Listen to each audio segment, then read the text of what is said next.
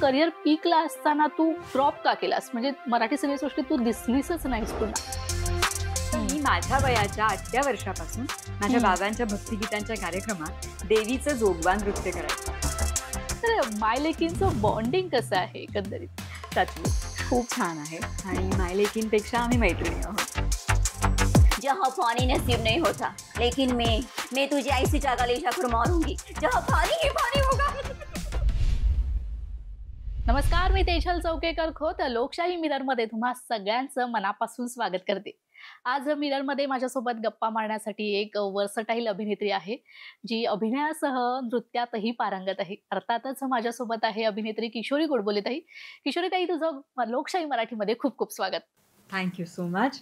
नमस्कार लोकशाहीच्या सगळ्या प्रेक्षकांना. सगळ्यात आधी मला सांग की तू कशी आहेस? मी मस्त आहे. तू कशी आहेस? मी पण खूप छान आहे. तुझ्या चेहऱ्यावरचा तेज अजूनही तसाच आहे. तर आम्हाला तुझ्या बालपणीबद्दल जाणून घ्यायला आवडेल. कसं होतं एकंदरीत तुझं बालपण? खूप छान आणि आर्ट बॅकग्राऊंड. कारण माझे वडील म्हणजे ज्येष्ठ गायक जयवंत कुलकर्णी, सगळ्यांनाच माहिती आहे. त्यामुळे आमच्याकडे सगळं कलेचं वातावरण होतं. म्हणजे आमच्या घरी जेव्हा सेटिंग्स व्हायच्या रेकॉर्डिंगच्या आधी, तेव्हा दिग्गज गायक म्हणजेच बाबूजी सुधीर फडके, जे माझ्या वडिलांना मोठ्या भावाप्रमाणे होते, ते यायचे. तसंच आशाताई, तसंच उषा मंगेशकर, तसंच श्रीनिवास खळे काका. असे आम्ही लहानपणी आमच्या कानावर हे संस्कार आहेत संगीताचे, की तिथे सिटिंग्स असायच्या, रिहर्सल्स असायच्या आणि मग त्यांच्या गप्पा रंगल्या की ते खूप गाणी कंपोजिशन तिथे पण बनलेली आहेत काही काही. इतकं सुंदर माझं समृद्ध असं बालपण होतं. आणि तू म्हणतेस तसं की हो, कलेचे संस्कार लहानपणी झाले. आणि मला आठवतं, मी माझ्या वयाच्या 8व्या वर्षापासून माझ्या बाबांच्या भक्तिगीतांच्या कार्यक्रमात देवीचं जोगवा नृत्य करायचं. आणि ते मी एकापेक्षा एक मध्ये पण सादर केलं होतं. येस. तर वयाच्या 8व्या वर्षापासून, आणि त्याच्यात देवीच्या वेगवेगळ्या मुद्रांचा सहभाग होता, त्यामुळे अभिनयाचा भाग जास्त होता. त्यामुळे तिथूनच अभिनयाची आवड निर्माण झाली. ताई, आता तू म्हणालेस की जयवंत कुलकर्णी सर प्रख्यात गायक आहे, ते सगळ्यांनाच माहिती आहे. त्यांचा संस्कार तुझ्यावरती घडत गेले तुमच्या संपूर्ण तुझ्या प्रवासाबद्दल. तर मला एक विचारायचं की त्यावेळेस अनेक, आता तू म्हणालीस की आशाताई, उषाताई ह्या सगळ्या घरी यायच्या, त्यांचे सगळं त्यांचं बोलणं सगळं तुझ्या कानावर पडत असेल, तर त्यावेळेस असं काही आठवणी येत, असे काही किस्से आहेत का? आशाताई माझ्या बाबांना भाऊ मानायच्या. आणि माझे वडील म्हणजे जितके, ते तू आता म्हणतेस किंवा सगळ्यांना माहिती आहे की जितके दिग्गज कलाकार आहेत, ते गायक आहेत, तेवढेच ग्रेट माणूस आहेत. त्यांनी अनेक माणसांना मदत केली आहे. स्वतःच्या ओळखीचा फायदा अनेक गोरगरिबांना करून दिलेला आहे. माझी आई पण तशीच होती, अत्यंत मदत करायची सगळ्यांना. आमच्या घरी आलेल्या प्रत्येक माणसाला मदत मिळायची. म्हणजे कोणाचं ऑपरेशन व्हायचं असेल तर मोठ्या मोठ्या हॉस्पिटल्समध्ये बाबांच्या ओळखी होत्या त्या. तसंच कोणाला ॲडमिशन हवी असेल शाळा कॉलेजांमध्ये, आणि ह्याच्यामध्ये अत्यंत निस्वार्थ भाव होता. 1 रुपयाचाही स्वार्थ नव्हता. फक्त माझ्या ओळखीचा फायदा सगळ्यांना व्हावा, ही त्यांचा सदहेतू असं म्हणतो ना, तो होता. ताई, पण तुझे वडिलांचं गाण्यात त्यांचा सगळा प्रवास होता. तुझी आवड अभिनयाकडे कधी वळली? नृत्य देखील तू छान करतेस, तर आधी अभिनय का नृत्य? कुठे आधी सगळ्यात जास्त प्रायोरिटी कुठे आहे तुला, अभिनयाकडे का नृत्याकडे? हा कठीण आहे प्रश्न. पण तुला माहितीये का, माझे बाबा खूप छान डान्सर पण होते. हे कोणालाच माहिती नाहीये. आणि ते बॅलेमध्ये वगैरे परफॉर्म करायचे. अतिशय सुंदर तबला वादक आहेत ते. आणि म्हणतात ना, कलाकार हा जो असतो ना, तो फक्त एकच कला नाही, अनेक कलांचं मिश्रण असतो. जसं की मला ऍक्टिंग करायला आवडते, नृत्य आवडतं, परत मिमिक्री येते, गाणं येत नाही पण गाणं गुणगुणता येतं. तर अनेक कलांचा संगम असा एक कलाकार असतो, आणि मला असं वाटतं तोच खरा कलाकार असतो. तर मला असं वाटतं, माझी आई अतिशय सुंदर गायची, पण कसं झालंय, घरात सगळेच कलाकार, त्याच्यामुळे आईला प्रेक्षक व्हावं लागलं. पण तिच्यातले पण कलागुण माझ्यामध्ये आलेले आहेत. सो मला असं वाटतं की जरी स्वतः आपण टॅलेंट घेऊन जन्माला येतो, पण त्याला प्रोत्साहन मिळणं किंवा त्याप्रमाणे आपण शेपअप होणं, ग्रूम होणं, हे आपल्या पालकांवर खूप डिपेंड असतं. आणि माझ्या आई वडिलांनी मला नेहमी प्रोत्साहन दिलेलं आहे. मला माझी बहीण संगीता, ती खूप छान गाते, तिला सुद्धा नेहमीच प्रोत्साहन दिलेलं आहे. म्हणजे संपूर्ण कला ही तुमच्या कुटुंबात अवतरली असं म्हणायला हरकत नाहीये सगळ्यांची. ताई, मला पुढे असं विचारायचं की मिसेस तेंडुलकर ही जी तुझी मालिका होती, ती सुद्धा प्रचंड सुंदर होती. म्हणजे त्यात तुझे हिंदी बोलणं म्हण किंवा गुजराती बोलणं मग कमाल भूमिका तू केली होतीस त्यात. आम्ही पाहिली ती मालिका आणि त्यात देखील आपले मराठी कलाकार होते. तर कसं एकंदरीत सेटवरचा माहोल कसा असायचा तिथे? मराठी बॅकड्रॉप होता ना, कारण मिसेस तेंडुलकर मराठी आडनावाची ही सगळी माणसं होती आणि त्यामुळे मराठी कलाकारांची कास्ट आणि क्रू होता जास्त करून. तर अनुभव खूप छान होता. म्हणजे हा तर खूप नंतरचा अनुभव आहे. माझी सुरुवातच झाली हिंदी सिरियल पासून. चुटकी बजा के, अशोक सराफजी आणि निवेदिता ताई, त्या मला अगदी बहिणीसारख्या आहेत. तर त्या प्रोड्यूस करत होत्या चुटकी बजा के. तर माझी सुरुवातच हिंदी शोज पासून झाली. हतकर्दी मध्ये सुद्धा होते ते तर नंतर. सगळ्यात पहिली चुटकी बजा के. म्हणजे असं काही ठरवलं नव्हतं. ठरवलं इतकंच होतं किंवा इच्छा ठरवलं असं आपण कोण ठरवणार. देवाची कृपा असते सगळी. पण इच्छा अशी होती किंवा इंटेन्शन असं होतं की मला अभिनय क्षेत्रामध्ये काहीतरी चांगलं काम करायचं. आणि मला पहिल्यांदा जी ऑफर आली किंवा जे मला काम मिळालं ते हिंदीत मिळालं. चुटकी बजा के, निवेदिताताई बनवत होत्या सिरियल. सो माझी सुरुवात तशी झाली आणि मग बऱ्याच सिरियल्स मी केल्या. आणि मग एकदा हिंदीत काम सुरू केलं की मग आपलं काम आवडलं की पुन्हा आपल्याला बोलवतात. आणि मला तसंच काम मिळालंय. माझ्या काही खूप ओळखी नव्हत्या, पण आपल्या कामावरनं चांगलं काम केल्यानंतर जे समोरून ऑफर येते तसंच मला काम मिळत गेलंय. सो ही हॅट्स ऑफ प्रोडक्शनची सिरियल होती, मिसेस तेंडुलकर. आणि खूप सुंदर अनुभव एका ऍक्टरसाठी. म्हणजे आजकाल कसं असतं, टीव्हीवरती आम्ही जेव्हा काम करतो, टीव्ही शोजमध्ये, टीव्ही सिरियल्समध्ये, तेव्हा 4-4, 5-5, 7-7 सीन्स एका दिवशी, लाईक अ फॅक्टरी. म्हणजे तिथे फक्त डायलॉग बोला इतकंच असतं. आणि थोडंसं कलाकार म्हणून मला कधी कधी ते फार सफोकेट व्हायचं. पण हॅट्स ऑफ प्रोडक्शनची ही जी सिरियल आहे मिसेस तेंडुलकर, ती सिरियल सुरू व्हायच्या आधी आम्ही 4 दिवसांचा वर्कशॉप केला होता. आणि एका टीव्ही सिरियलसाठी हा वर्कशॉप असणं हे मी पहिल्यांदा ऐकलं होतं. आणि प्रत्येक कलाकाराला जेव्हा भूमिका मिळते तेव्हा ना तो त्या भूमिकेचा सूर शोधत असतो की मी ही भूमिका कशी करू, काय करू. त्याला एक ब्रेक थ्रू असं म्हणतात. प्रत्येक कलाकाराला हे माहिती आहे. तर मी पण शोधत होते की विभावरी तेंडुलकर ही भूमिका होती. आणि ऍक्च्युली मिसेस तेंडुलकर तो असतो. कारण विभावरी तेंडुलकर ही बँक मॅनेजर आहे आणि रोल रिव्हर्सल, म्हणजे शी इज द ब्रेड अर्नर आणि he is the home maker असं म्हणू शकतो आपण. सो ती भूमिका मी कशी करायची हे माझा पण विचार सुरू होता मनामध्ये. आणि जेव्हा वर्कशॉप होतं तेव्हा त्या रीडिंगमध्येच मला ती भूमिका मिळाली, तो सूर मिळाला. आणि त्यावेळेचे जे प्रोड्युसर होते आमचे, JDजी आणि आतिशजींनी मला लिटरली ती भूमिका त्यांना कशी हवी आहे हे करून दाखवलं. म्हणजे मला इतकं आश्चर्य वाटलं की एवढं डेडिकेशन, कारण because they are from theatre background. So मला तिथेच त्या भूमिकेचा सूर मिळाला. आणि when you know what you want to do, तेव्हा तुम्ही इतके कॉन्फिडंट असता. आणि कधी कधी असं होतं की तुमच्या मनामध्ये एक चित्र तयार होतं की भूमिका मला अशी करायची. दिग्दर्शकाच्या मनात काहीतरी वेगळं असतं की त्याला वेगळ्या पद्धतीने अपेक्षित असते ही भूमिका, ही व्यक्तिरेखा. मग तिथे तो एक सुवर्ण मध्य आपल्याला काढायचा असतो नक्की. तसा तो मला तिथे मिळाला. सो वर्कशॉप असणं टीव्ही सिरियलला इज अ बिग थिंग. आणि आम्हाला सगळ्या कलाकारांना हेल्प झाली त्याची. आणि नंतर तुझ्या मालिकांमध्ये छान एंट्री झाली. त्यानंतर अधुरी एक कहाणी ही मराठी सिरियल केलीस स्वप्नील जोशी सोबत, जो आता मराठी सिनेसृष्टीतला चॉकलेट बॉय असं म्हणायला हरकत नाहीये. अनेक कलाकारांसोबत तू स्क्रीन शेअर केली आहेस. म्हणजे हिंदी चित्रपटात नाना पाटेकर, मकरंद देशपांडे यांच्यासोबत देखील स्क्रीन शेअर केलं. तर या सगळ्यांसोबतचा जो एक बॉन्ड असतो तो तुझा कसा होता एकंदरीत? आणि सगळ्यात आधी मला स्वप्नील बद्दल सांगू. ओके. अधुरी एक कहाणी संगीताताई कॅम्प्स क्लब त्या प्रोड्यूस करत होत्या. आणि माझी ऑडिशन झाली आणि त्यांना आवडली आणि लकीली मिळाली. सोजवळ सून बायको अशी, त्या सोजवळ सोशिक रडकी. पर्वत सुरू होता ना तेव्हा, सून म्हटल्यावरती सोजवळ. तुला माहितीये का, असं ना थोडंसं प्रोग्राम केलं गेलंय का आपल्याला त्या बायकांना. आता थोडा बदल घडतोय पण तो खूप हळूहळू घडतोय. आणि मला ते भूमिका करताना मला खूप आवडली, कारण सगळी माणसं छान होती, भूमिका main role and all that. आणि मराठीमध्ये पहिल्यांदा तर युनिट खूप छान होतं. आणि मी हिंदीमध्ये काम करायचे तेव्हा. ये मेरी लाईफ आहे ही सिरियल माझी सुरू होती सोनी टीव्हीवरती.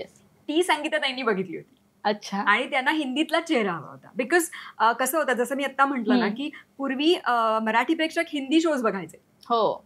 आणि मराठी प्रेक्षकांनी मराठी शोज बघावं हे वळण आणि ही सवय अधुरी एक कहाणीमध्ये कुठेतरी लागली. आणि मला असं वाटतं मी त्या मालिकेचा भाग आहे आणि मला खूप अभिमान आहे त्या गोष्टीचा. सो आम्ही शूटिंग सुरू केलं आणि स्वप्नीलचा मला फोन आला, बिकॉज त्यांचा नंबर माझ्याकडे नव्हता.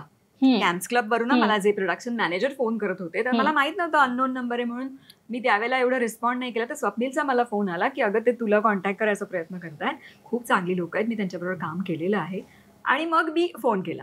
आणि मग तेव्हा तोपर्यंत मला माहित नव्हतं की स्वप्नील पण काम करतोय. की नंतर मला सेटवर गेल्यावर कळलं की तोच आहे म्हणजे. आणि त्याच्या आधी पण आम्ही काम केलं होतं, टीव्ही सिरियल मध्येच काम केलं. संत ज्ञानेश्वर म्हणून एक होता, त्याच्यानंतर अजून एका सिरियल मध्ये आम्ही काम केलं होतं. सो आम्हाला माहित होतं एकमेकांबरोबर असणारी कम्फर्ट लेवल. आणि तो खूप चांगला मित्र पण आहे माझा, त्याच्यामुळे ते एक केमिस्ट्री असते प्रत्येक एक रिलेशनशिप मध्ये किंवा कॅरेक्टर्स मध्ये, ती आमची होती कारण आम्ही एकमेकाचे मित्र आहोत. अजूनही बोलणं होतं तुमचं? क्वचित होतं, कारण कसं होतं माहितीये, एक प्रोजेक्ट संपलं ना की मग तसा तेवढा रोजचा आपला संवाद होत नाही. किंवा आणि मी तशी नाहीये, म्हणजे रोज मेसेज करेन कामाशिवाय किंवा फोन करेन. चुकीचं आहे की बरोबर आहे मला माहित नाही, पण मी अशी आहे. त्यामुळे आपलं घर आणि शूटिंग मला एवढंच येतं. पण कधी कधी जेव्हा किंवा एखादा, आता सईचा एवढा छान प्रोग्रेस तो बघतो, किंवा एखादा माझी ऍड बघितली की तो मेसेज करणं, किंवा त्याची फिल्म बघितली की मी त्याला मेसेज केला की तुरंत त्याचं रिप्लाय येतो. म्हणजे आम्ही अजूनही मित्र आहोत. सो आणि we have a very special place in each other's hearts. स्वप्नीलच्या मुलांना भेटलीयस का? नाही. त्यांनी मला फोटोज पाठवले होते जेव्हा आमचं बोलणं झालं होतं मेसेजवरती, भेटले नाही. सई तेव्हा छोटी होती, 4 वर्षांची होती मला असं वाटतं. तेव्हा सई यायची सेटवर आणि स्वप्नील आणि सई एवढं खेळायचे. वा. त्यामुळे तो भेटलाय सईला, मी त्याच्या मुलाला. म्हणजे अधुरी एक कहाणी मालिका चालू असताना तुला सई होती तेव्हा झाली होती. बरं मला सांग, मग तुला या सगळ्यासाठी तुझ्या सासरच्या लोकांचा कसा पाठिंबा होता? पाठिंबा आहे तर, आणि घरच्यांचा पाठिंबा सगळ्यात महत्वाचा. पण मी तुला सांगू का, सपोर्ट पाठिंबा आपण कमवायला लागतो, आपोआप नाही मिळत. म्हणजे एक माझी काम करण्याची पद्धत किंवा माझा कंडक्ट बघून त्यांच्याही मनात कुठेतरी आत्मविश्वास निर्माण झाला की किशोरी जे करते ते खूप चांगल्या पद्धतीने काम करते. सो मला सपोर्ट मिळाला. तर ते दोन्ही असतं. आणि बॅकग्राऊंड होतीच ना बाबांच्या घरची, त्यामुळे आर्ट बॅकग्राऊंडची सून आहे घरात हे त्यांना माहित होतं. फक्त काय होतं, आमच्या आपल्या तुला तर माहितीये शूटिंगच्या वेळा नसतातच, शूटिंगच्या अवेळा असतात, त्यामुळे त्यांनी ते पण खूप ऍडजस्ट केलं. बरं मग तुमचं आता शूटिंग मालिका सेट म्हटलं की 12-12 तास आपल्याला द्यावे लागतात. मग अशा वेळेस सचिन सरांना कसा वेळ देत होतीस, घरच्यांना कसा वेळ देत होतीस? तर घर हे कायम प्राथमिकता घरालाच होती, प्रायोरिटी. आणि मी जेव्हा माझ्याकडे खूप काम होतं, मी अगदी पीक होता, एक पीक पिरियड असतो ना प्रत्येकाचा काम करायचा, की ऍड फिल्म्स पण करतेय, हिंदी टीव्ही सिरियल करते आहे, फिल्म्स मध्ये काम करते आहे, मराठी हिंदी दोन्ही. हे सगळं सुरू असताना जेव्हा सईची 10वीची परीक्षा, 12वीची परीक्षा, बोर्ड एक्झाम्स, तेव्हा 3 वर्ष मी सगळं काम हातातलं बाजूला ठेवून घरी होते. म्हणजे प्रायोरिटी नुसतं म्हणत नाही, माझी ऍक्च्युअल प्रायोरिटी आहे माझं घर.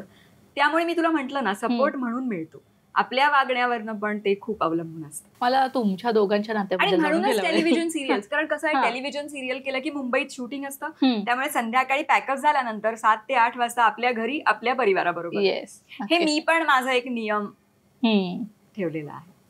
मग आता मला पुढे असं जाणून घ्यायला आवडेल तुमच्या दोघांच्या नात्याबद्दल. तुमचं नातं कसं फुललं, कसं तुमचं लव्ह मॅरेज आहे, अरेंज मॅरेज आहे, कसं नातं कसं फुलतं माहितीये का, जेव्हा 2 व्यक्ती दोघेही ग्रो करतात, फ्लरिश होतात एकमेकांबरोबर. असं की जेव्हा मी लग्न केलं तेव्हा मी अगदी नुकतीच सुरुवात केली होती काम करायला. टेलिव्हिजन शो म्हटलं म्हणजे चुटकी बजा के शो सुरू होता तेव्हा, जेव्हा माझं लग्न झालं. खूप लवकर लग्न झालं माझं, आणि तेव्हा तो सुद्धा बिझनेसमध्येच सुरू होत होता. त्याच्यामुळे आम्ही खूप फ्लरिश झालो. म्हणजे एकमेकांना हे सपोर्ट करणं आणि स्पेस देणं. आम्ही नाही फार, म्हणजे तुम्हाला गोडबोले स्टोर्स बद्दल मला काही माहिती नाही. मी आता विचारणार होती की सेटवर आला नाही, आणि सेटवर पण कधीच नाही, कारण मला तसं, कारण तो माझा जॉब आहे ग, माझी हॉबी नाहीये, माझी नोकरी आहे. त्यामुळे मी माझ्या क्षेत्रात व्यवस्थित काम करत होते. तसंच म्हणजे एकमेकांना सपोर्ट करून एकमेकांबरोबर ग्रो होणं आणि फ्लरिश होणं, मला असं वाटतं ते सगळ्यात महत्त्वाचं आहे. आणि मी माझ्या आईवडिलांना पण तसं बघितलं. आणि आता सई सुद्धा, आता सईनी जेव्हा मला, कारण सई अकॅडमिकली खूप हुशार आहे माझी मुलगी, त्याच्यामुळे मला वाटलं ती आता CA होईल किंवा अकॅडमिकली काहीतरी असं ती करेल. पण तिने जेव्हा सांगितलं की मला आर्टिस्ट बनायचंय तेव्हा आय वॉज हॅपी. पण मला ती पण शोधत होती की नक्की काय करायचं, कारण ती मल्टी टॅलेंटेड आहे. Yes, definitely. अतिशय उत्तम गाते, अभिनय करते, डान्स करते, वेगवेगळ्या नॅशनल इंटरनॅशनल ऍक्सेंट्स मध्ये बोलते, तिला भाषा येतात, आणि सिंगर तर अप्रतिम आहे. मला असं वाटतं ते माझ्या बाबांकडनं आलंय. सो फ्लरिश होणं आणि घरामध्ये असं वातावरण निर्माण करणं ही आपली जबाबदारी आहे की आपल्या घरातली मुलं पुढे मोठं होऊन आपल्या क्षेत्रामध्ये चांगली कामगिरी आत्मविश्वासाने करतील असं वातावरण निर्माण करायचं एक आई म्हणून माझं कर्तव्य मी केलेलं आहे. पण सईबद्दल बोलत होतो आणि तू म्हणालीस की ती मल्टीटास्किंग आहे, ऑलराऊंडर आहे असं म्हणायला हरकत नाहीये खरं तर. पण मला तुला असं विचारायचं की तुझ्यात ही देवी देणगी आहे, तू देखील छान मिमिक्री करते आणि तीच तिच्यात उतरली असं म्हणायला हरकत नाही की तिने प्रत्येकाचे एक एक गुण घेतलेत सईने. तर ती जी विविध भाषांमध्ये बोलते, नॅशनल इंटरनॅशनल भाषा ती बोलत असते, तो पैलू तुम्ही कसा ओळखला? आम्ही ना खूप फिरायचो, म्हणजे इंटरनॅशनल हॉलिडेजवर जायचो. तर आम्ही एकदा ऑस्ट्रेलियाला गेलो होतो. तर तिथलं इंग्लिश म्हणजे तो ऍक्सेंट वेगळा आहे, तर तो आम्हाला येत नव्हता. आमचं इंडियन इंग्लिश आहे. तर मी काही विचारायला गेले ना, तर ती बाई तिथे होती एका रेस्टॉरंटमध्ये, तर ती मला नीट उत्तर नव्हती देत. तर साई म्हणाली, मी त्यांच्याशी ऑस्ट्रेलियन मध्ये बोलू का? तर मला आधी काही कळलं नाही. म्हटलं म्हणजे तू काय करणार आहेस नक्की? ती गेली आणि तिने त्या ऍक्सेंट मध्ये तिला प्रश्न विचारले आणि शी वॉज सो इम्प्रेस्ड आणि शी म्हणाली, शी इज लाईक आस, असं बोलली ती. आणि मग तिला छान तिने सगळं माहिती सांगितली आणि तेव्हा मला कळलं की असं काही हिला येतंय. मी म्हटलं, सई तू हे कुठे शिकलीस? ती म्हणाली, असं ऑब्झर्वेशन, म्हणजे जसं माझी निरीक्षण शक्ती त्याच्यामुळे मला मिमिक्री म्हणा किंवा स्केचेस करता येतात, तर तसं तिची निरीक्षण शक्ती खूप छान आहे. आणि तेव्हा ती छोटी होती, म्हणजे 7वी 8वीत असेल तेव्हा तिने हे सांगितलं की अच्छा, म्हणजे हे इंग्लिश ऑस्ट्रेलियन इंग्लिश आहे, तसा ब्रिटिश ऍक्सेंट वेगळा आहे, व्हॅली गर्ल ऍक्सेंट ती करते, फ्रेंच ऍक्सेंट वेगळा आहे. सो तेव्हा आम्हाला कळलं की असंही तिला येतं. बरं, पुन्हा कसं असतं ब्रेक थ्रू, की ती संधी कशी मिळेल कुठे माहित नसतं. आपल्याला येत तर असतं, पण ते कुठे उपयोग होणार आहे त्याचा. आणि जेव्हा तिने कॉन्टेंट बनवायला सुरुवात केली, जेव्हा तिने हा पहिला रील ऍक्सेंटचा रिलीज केला कॉन्टेंट तिचं इंस्टाग्रामवरती, तेव्हा प्रेक्षकांचा जो प्रचंड प्रतिसाद तिला मिळाला, तेव्हा तिला कळलं की अच्छा, मी हे पण करू शकते, म्हणजे this is also one of her talents. ताई, सिनेसृष्टीत तू तर आहेसच आणि आता तुझी लाडकी लेक आता सिनेसृष्टीत उतरली आहे आणि तुमची 3री पिढी आहे असं म्हणायला हरकत नाहीये. तर आता ती ॲपलची एक्सक्लुझिव्ह अँबॅसेडर देखील आहे, तर त्याबद्दल काय सांगशील? कसं वाटते की आता एक छान ब्रँड बरोबर ती काम करणार आहे आणि भारतात 5 नावांपैकी एक नाव सई गोडबोले आहे. कसं वाटते? इट इज ओव्हरवेल्मिंग आणि तिच्यासाठी पण ती खूप मोठी संधी, खूप मोठा सन्मान आहे. ती गायिका पण खूप छान आहे. तिला म्युझिक फील्डमधनं ॲपल एक्सक्लुझिव्ह या टायटलमध्ये सिलेक्ट झाली आहे आणि LA पण तिला इन्व्हाइट केलं गेलं आणि तिथे त्यांच्या इव्हेंट्समध्ये ती चीफ गेस्ट होती. आणि मला असं वाटतं की त्यांना कलाकारांबद्दल एवढी आत्मीयता आहे, एवढी कदर आहे. म्हणजे ऍक्च्युली आपल्यासाठी पण ही संधी असते की एवढ्या मोठ्या ब्रँड बरोबर तिथे जायला मिळणं, त्यांच्या इव्हेंटमध्ये इन्व्हॉल्व्ह व्हायला मिळणं. पण ते सतत सईला विचारते की सई, तू इतक्या लांबून आली आहेस इंडियामधनं, तर तुला आम्ही हे सगळं जे अरेंज केलं ते तुला आवडतंय ना? Is it worth? म्हणजे एवढी कलाकारांबद्दलचा रिस्पेक्ट जो खूप शिकण्यासारखा आहे आपल्याला सुद्धा. आणि तिला तिथे म्युझिक फील्डमध्ये त्या जे ॲपलचे जे नवीन हेडसेट जे आहेत त्याच्यासाठी तिला त्या इव्हेंटला बोलवलं होतं, because she is into music. आणि जे कॉन्टेंट ती करते त्याप्रमाणे तिला नवीन एडिटिंगचे टेक्निक्स तिला शिकवली, iPhone 16 वरची, शिवाय लॅपटॉपवरती नवीन जो मॅकबुक प्रो आहे त्याच्यावरती. म्हणजे ते खूप असा अर्थपूर्ण असा तो इव्हेंट होता आणि I am a proud mother. Yes, obviously. नाही, आता मला तुला असं विचारायचं की अनेक अशा तुझे जे व्हिडिओज तू कंटेंट करत असतेस सोशल मीडियावरती तर कमाल असतात. मात्र त्या व्हिडिओजच्या खाली असे मेसेजेस देखील असतात की किशोरीताई, तू आता मला सिनेमात का दिसत नाहीस? काही काळ होता त्यात तू मराठी सिनेमे केलेस, खबरदार, वन रूम किचन. त्यानंतर म्हणजे करिअर पीकला असताना तू ड्रॉप का केलास? म्हणजे मराठी सिनेसृष्टीत तू दिसलीसच नाहीस पुन्हा.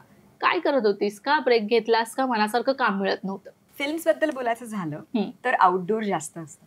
त्याच्यामुळे मी तुला जसं म्हटलं की माझी प्रायोरिटी माझं घर आहे. त्यामुळे जेव्हा टेलिव्हिजन शोज आपण करतो, टेलिव्हिजन सिरियल, तेव्हा त्याचं शूटिंग मुंबईत असतं. म्हणजे मी जसं म्हटलं की पॅकअप झाल्यानंतर संध्याकाळी 7 ते 8 वाजता आपल्या घरी आपल्या फॅमिली बरोबर. त्यामुळे मग टेलिव्हिजन सिरियलच माझा प्रेफरन्स होता आणि हा माझा चॉईस होता की मी हार्डली 3 का 4 फिल्म्स केल्या आहेत, त्या सगळ्या सुपरहिट आहेत आणि त्यात मला अवॉर्डसाठी नॉमिनेशन, बेस्ट ऍक्टरसाठी नॉमिनेशन सगळं मिळालंय आणि मला मजा पण आली. त्याची दगदग खूप असते कारण घरापासून लांब राहून आपण शूट करायचं असतं, म्हणून मी ते टाळलं. सो फिल्म्स न करणं हा संपूर्णपणे माझा चॉईस होता. पण म्हणून I was always doing television serials, Marathi, Hindi सगळं, ऍड फिल्म्स. पण मी तुला म्हटलं ना, ठरवलं काही नव्हतं, पण मला जास्त हिंदी टीव्ही सिरियलमध्ये काम मिळालं. त्यामुळे मराठी प्रेक्षकांना आत्ता सुद्धा असं वाटतंय की तुम्ही मराठी सिरियल किंवा मराठी फिल्ममध्ये का दिसत नाही आहात. तर मी मेरे साई ही हिंदी सिरियल करते सोनी टीव्हीवरची, जी आता गेल्या वर्षी संपली, पण मी गेले 5 वर्ष बायजामांचा मेन रोल त्याच्यामध्ये करत होते आणि त्याचेही प्रोड्युसर मराठीच आहेत. पण मी हिंदी करत होते आणि बऱ्याचशा मराठी प्रेक्षकांना ते माहित नाहीये. त्यामुळे त्यांना असं वाटतंय की मी ब्रेक घेतलाय. मी अजिबात ब्रेक घेतलेला नाहीये. मी सतत काम करते आहे, पण हिंदी टीव्ही सिरियल मध्ये. पण आमच्या प्रेक्षकांना तुला मराठीत पाहायचंय, तर नेक्स्ट प्रोजेक्ट मध्ये आम्हाला दिसणार. तसं तू हा मेसेज तिथल्या प्रोड्युसर आणि डिरेक्टर्स त्या मला आवडेल अशी भूमिका माझ्यापर्यंत आली तर मी जरूर करेन. बरं, मग तुझी भूमिका निवडायची पद्धत काय? कोणत्या स्क्रिप्ट पाहून भूमिका निवडतेस? तुझ्या म्हणजे कामाच्या बाबतीत तुझी चॉईस कशी? गोष्ट आवडलीच पाहिजे, ती सगळ्यात महत्वाची असते. आणि नंतर आपली व्यक्तिरेखा, आपली भूमिका. आणि लकीली मला नेहमी मेन रोल मिळालाय, सो मला ते थोडंसं रिझर्वेशन झालं आपोआप की मला मेन रोलच करायचं. आणि मला असं वाटतं की एक ऍक्टर म्हणून ठीकही आहे, कारण कसं आहे की एक स्क्रीन टाइम असतो. मेन रोल म्हटल्यानंतर डिरेक्टरची, सगळ्या त्या युनिटची त्याच्यामध्ये इन्व्हॉल्वमेंट असते. तर मला त्यामुळे नेहमी मेन रोल मिळालाय. स्ट्रगल खूप होतं. जवळजवळ 10 वर्ष मला काही काम नव्हतं मिळालं. आणि असे मी छोटे छोटे रोल म्हणजे लेंथ वाईज छोटे, मी कुठल्याही रोलला कमी लेखत नाही, पण length wise, screen time wise छोटे छोटे रोल पण मी केलेले आहेत. आणि त्यानंतर भरपूर स्ट्रगल नंतर मला मेन रोल मिळाला. आणि मला सांगावं असं वाटेल की मला हिंदीत आधी मेन रोल मिळाला. हिंदी टीव्ही सिरियल बघून मला मराठी माणसांनी अप्रोच केलंय. सो ही फॅक्ट आहे. तुम्हाला महत्व तेव्हाच येतं का हिंदी सिरियल? पण तसं नेहमीच चांगल्या माणसांबरोबर काम मिळालंय. आणि टीव्ही सिरियल म्हणूनच मी करायचंय की मला घरी पण वेळ देता येईल आणि तेवढं झेपतं मला. सिरियसली.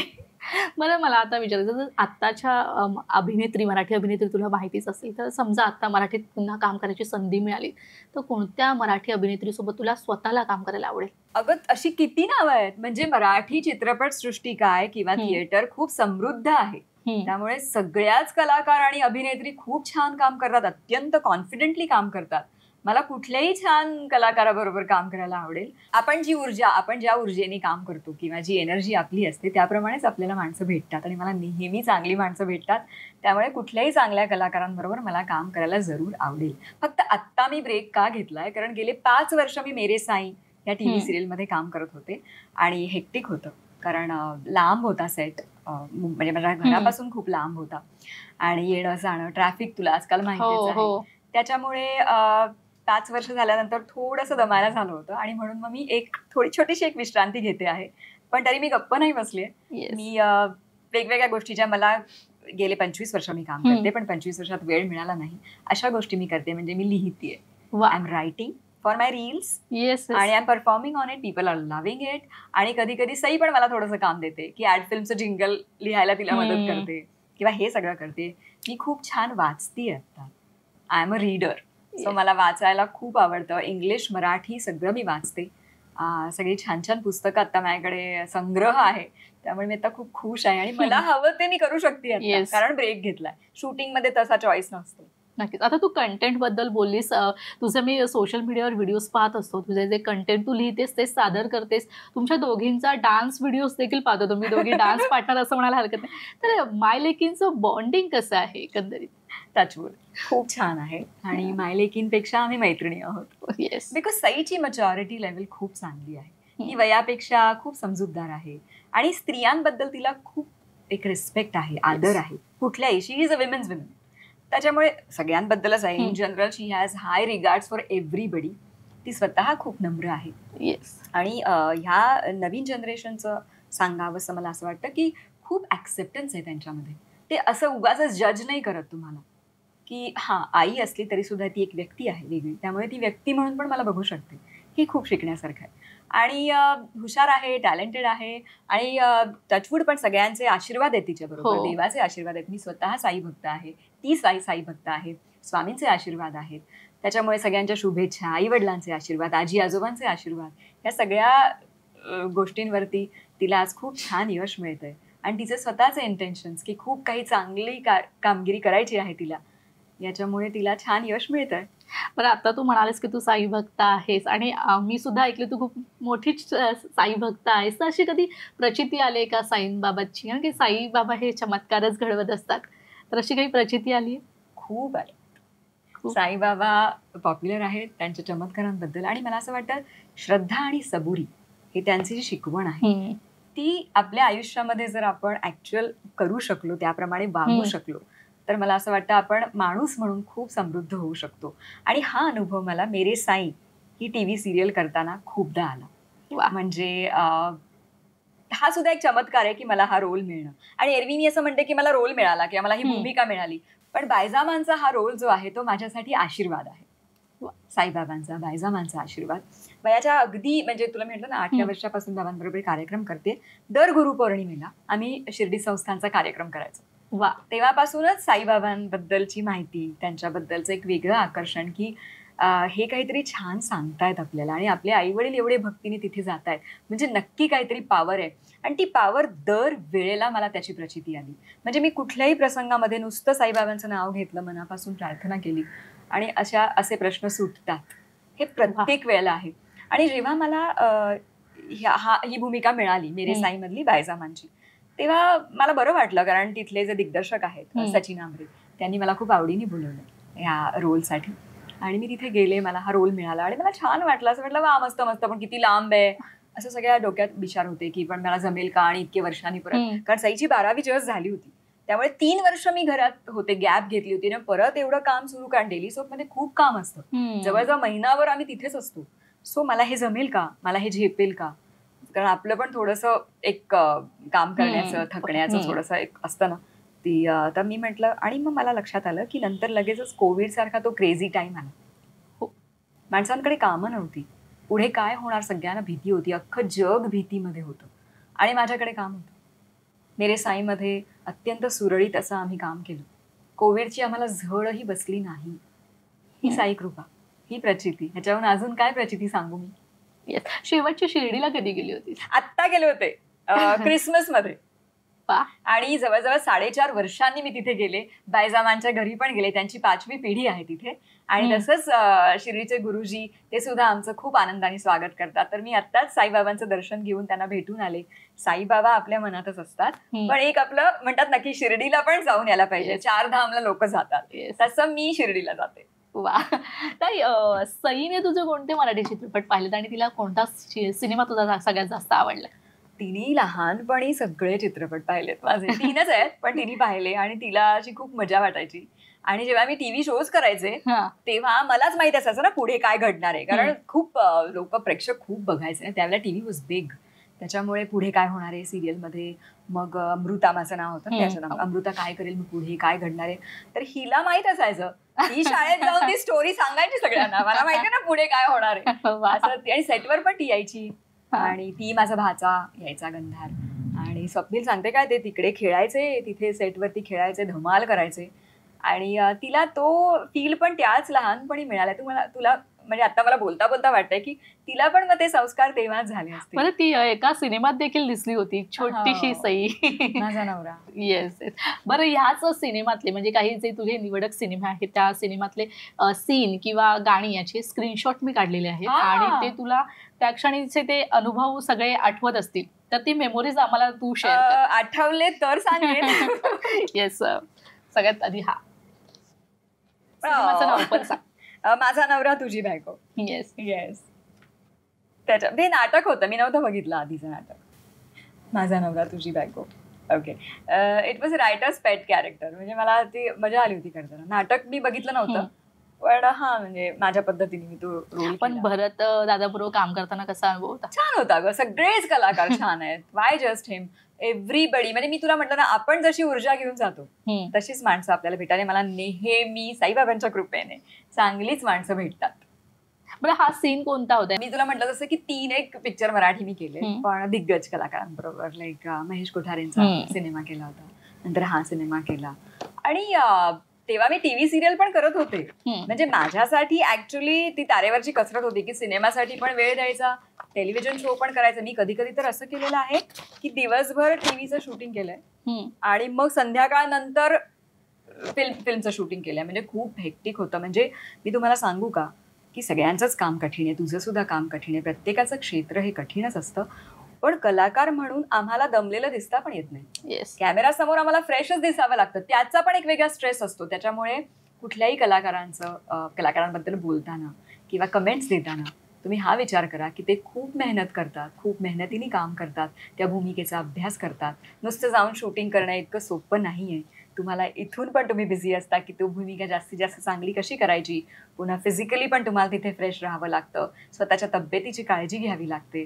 एवढं सगळं केल्यानंतर त्यांचं काम पूर्ण होतं. त्याच्यामुळे कमेंट्स करताना थोडासा विचार करा की आपण काय बोलतोय, कोणाबद्दल बोलतोय आणि किती वर्षांचा अनुभव आहे ह्या अभिनेत्रीचा किंवा अभिनेत्याचा, ते थोडा विचार करा. कारण आमचं काम पण खूप कठीण आहे.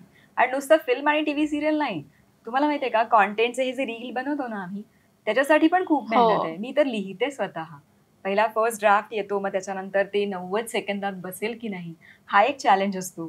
त्याच्यानंतर ते समजा बसलं की ते एक विनोदी वाटतंय की नाही, हसायला येतंय की नाही, किंवा एखादं इमोशनल टच असेल तर माझ्या डोळ्यात आधी पाणी येतंय की नाही, मी ते एन्जॉय करते की नाही बघताना, तरच प्रेक्षक एन्जॉय करतील.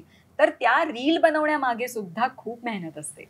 त्याच्यामुळे आमचं खूप मेहनतीचं विश्व आहे. पुढचं ए वाव, फुल 3 धमाल. या सिनेमात पण तेच की मी टीव्ही सिरियल करत होते आणि रत्नागिरीला शूटिंग होतं. त्यामुळे मुंबई रत्नागिरी असं मी धावत होते आणि हा सिनेमा खूप मजेशीर आहे, खूप मस्त. हा म्हणजे 3 मैत्रिणी अशा धमाल करायला जातात एकत्र आणि बऱ्याच मुलींचं हे स्वप्न पण होतं त्यावेळेला, गृहिणींचं. येस. सो हा, तर त्याच्यामुळे ते खूप रिलेटेबल झालं. हा खबरदार. हे गाणं खूप गाजलं. येस, धुमशान धुमशान. धुमशानच घातलं त्या गाण्याने. सिरियसली. महेश कोठारे स्वतः होते आणि महेश कोठारे असले की त्यांची संपूर्ण फॅमिली असते आणि ते सगळे तुमची इतकी काळजी घेतात की आता मी काय सांगू. आणि त्यामुळे तुमचं काम छान होतच. उमेश जाधव कोरिओग्राफर, आणि त्यांनी खूप छान कोरिओग्राफ केलं. एक ते नवरा बायकोचं एक खट्याळ, गोड, क्यूट, स्वीट असं ते एक केमिस्ट्री त्याच्यामध्ये दिसली आणि खूप सुंदर लोकेशन्स होती. त्यामुळे पण अगं मे महिना, तो पण कोल्हापूरचा, त्याच्यामुळे आम्ही फुल सन टॅन होऊन तिथे, त्यावेळेला कुठे व्हॅनिटीज वगैरे काही नसायचे. आता तर खूप असतं, पण झालं, निभावलं ते. पण मजा आली. डान्स दिसून आला त्या गाण्यामध्ये, खूप मजा आली ते गाणं. आणि कसं असतं, पॅशन असलं ना आपल्याला एखाद्या गोष्टीचं की आपण त्रास विसरतो तेवढ्यापुरता आणि मग आपण काम करतो. अच्छा, हा, वन रूम किचन. यावेळेला मी करत होते मिसेस तेंडुलकर शोचं शूटिंग. तर टिळेकर डिरेक्टर महेशजी त्यांनी मला 2ही रोल ऑफर केले होते. म्हणजे जो दुसरा रोल होता तो पण आणि हा सुद्धा. बरं, माझ्याकडे तेव्हा वेळ हा खूप मोठा प्रॉब्लेम होता, कारण मी टेलिव्हिजन शोज करत होते. तेंडुलकरचं शूटिंग जवळजवळ आम्ही 27 ते 28 दिवस महिन्यातले शूट करायचो त्यावेळेला. त्याच्यामुळे वेळच नव्हता. तर मी त्यांना म्हटलं मी तो दुसरा रोल करते मग, कारण त्याला फक्त 4च दिवस हवे होते शूटिंगसाठी. म्हटलं ते मी ऍडजस्ट करू शकेन, कारण ते मला तुम्ही माझ्या चित्रपटामध्ये हव्याच आहात. आणि आमचे खूप छान संबंध, कारण मराठी तारकाचे इव्हेंट्स मी त्यांच्याबरोबर केलेत. सो मी म्हटलं ठीक आहे महेशजी, मी करेन, पण मग मला हा रोल द्या. सो मग ती जी नेहा आणि मग ती अशी खूप हाय क्लासची आणि खूप गुड हार्टेड आणि अशी खूप चांगली, सगळ्यांना सांभाळून घेणारी, सगळ्यांसाठी करणारी, अशी खूप इमोशनल स्वीट असं ते कॅरेक्टर. भार्गवी सोबतचे जास्त सीन होते या सिनेमात? नाही ना, जास्त 1-2च होते ग. जेव्हा ते हॉस्पिटलचे सीन्स होते तेव्हा आम्ही एकत्र शूट केलेलं. We have a very nice rapport, Bhargavi. हा, लास्ट वन. अच्छा, हा, ओ माय गॉड, विस्फोट, राईट. ही एक हिंदी फिल्म मी केली होती मकरंद देशपांडे बरोबर आणि मस्त होती ती. तो अनुभव पण छान होता, पण ही खूप पूर्वी केली होती मी ती. खूप कमी लोकांनी बघितली आहे, पण it was a good experience. Even Makarand was such a nice person.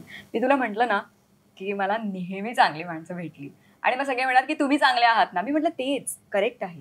जेव्हा मी आता स्वतः मला जेव्हा नेहमी म्हणतात लोक की तुम्ही खूप यंग दिसता, तुम्ही खूप छान दिसता, बरं वाटतं, छान वाटतं, पण छान असणं जास्त महत्वाचं आहे ऍक्च्युली. त्याच्यामुळे आपण ग्लो होतोच. कारण मी बघ, आहार विहार म्हणजे एक्सरसाइज, योगा करते, योगासनं करते, वॉक करते, त्याच्यानंतर सकारात्मक विचार, मी स्वतः मेडिटेशन करते, कारण मी स्वतः रेकी टीचर आहे, मी क्लासेस घेते. त्याच्यामुळे मी ते सुद्धा शिकले. म्हणजे स्पिरिच्युअलिटी म्हणजे काय, तर आयुष्यातला प्रत्येक क्षण आनंदाने जगायचा. काहीतरी आपल्या मनासारखं होतं की आपण खूप खुश असतो, ते सुद्धा एन्जॉय करायचं. कधी कधी मनाप्रमाणे होत नाही तेव्हा आपल्याला वाईट पण वाटतं, ते सुद्धा पाहायचं की आता मला वाईट वाटतंय, इट्स ओके, पण प्रत्येक क्षण जगायचा. आणि तो भूतकाळात नाही, वर्तमान काळात. आणि कधी कधी असं होतं इतकं शूटिंग येतं तेव्हा आपण एकदम असं सैरभैर होतो. पण मग त्यावेळेला मी एक उपाय आणि एक नियम आहे माझा की 1 डे ॲट अ टाइम. आजच्या दिवशी काय करायचं हे मी आता ऑर्गनाईज करणार, उद्याचं उद्या, 5 वर्षानंतरचं नंतर. त्याच्यामुळे ते मॅनेज होत राहतं. आणि शिवाय तुम्ही जर पॉझिटिव्ह एनर्जीच्या लोकांमध्ये राहिलात, माणसांबरोबर राहिलात, तर त्याचाही चांगला परिणाम तुमच्याबरोबर होतो. माझी फॅमिली तशी आहे, पॉझिटिव्ह आहे, चांगले विचार करणारी आहे. परत मी खूप चांगलं वाचते आणि माझे आई वडिलांचे जीन्स ते पण खूप यंग लुकिंग होते म्हणून मी यंग दिसते. आणि मला त्याचा माझ्या क्षेत्रामध्ये खूप फायदा झालाय. त्यामुळे मला नेहमीच मेन रोल मिळत राहतात. अजूनही मला हिरोईनचेच ऑफर्स येत आहेत. काही हिरोईनची तक्रार असते की हे काय आम्हाला वयापेक्षा मोठा, आता अर्थात बायजाबाईंचा रोल वयापेक्षा मोठा होता, पण ते ग्राफ होता तो, म्हणजे 35 वर्षांच्या बायजाबाईंच्या वयापासून ते 60 असा तो जर्नी होता, नुसतंच तसं नव्हतं.